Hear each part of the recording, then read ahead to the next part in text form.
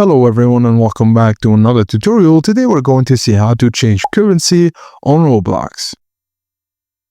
So essentially a VPN is your golden ticket to flexibly navigate the global currency of Roblox. So all you have to do is get a reputable VPN like NordVPN, etc.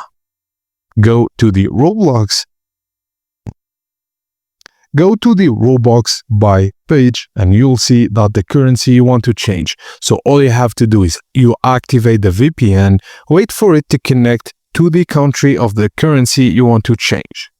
And when it does that, go back to the page, refresh it, and you'll see that the currency has been changed.